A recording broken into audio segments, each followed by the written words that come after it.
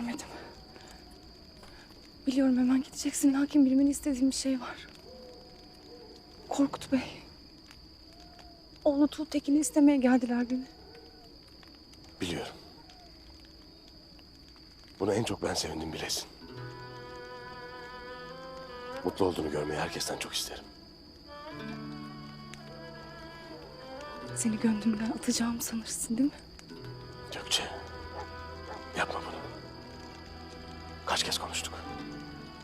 Yeterince canımız yanmakta, bir de sen. Git hemen. Merak etmesin. Seni gördüğümü kimseye demem. Tuğtekin'le evlen.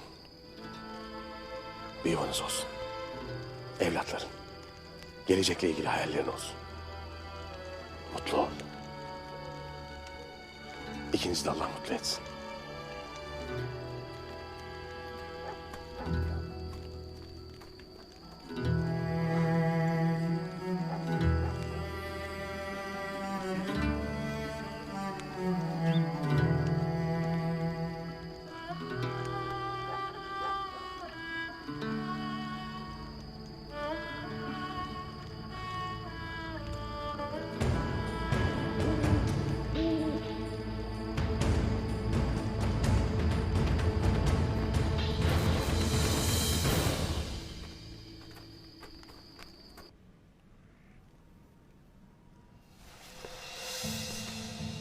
Beyim.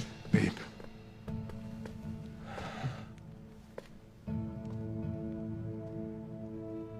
Nasılsın Turalı? Çok şükür beyim. İnşallah sen de büyüyünce yürekli bir alp olacaksın. İnşallah beyim. İnşallah. Alpler, Ertokuş Bey yarın sabah erkenden askerleriyle birlikte yola çıkacak. Siz de benimle Tandır Tepesi'nde buluşacaksınız. Emredersin beyim.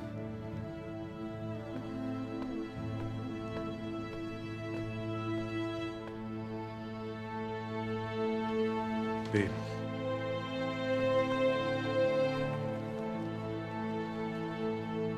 Halime Sultan bunları sana getirdi.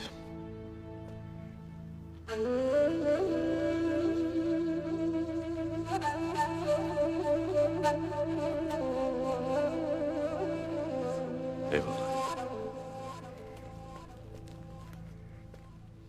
Beyim. Bu şekilde o bana gelmem benim çok gücüme gider.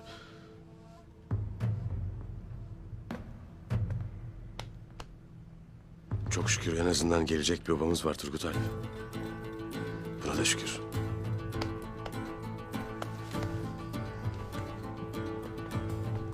Etrafta kimsecikler yok beyim. Allah'a emanet olun. Sen de beyim. Eyvallah beyim. Eyvallah.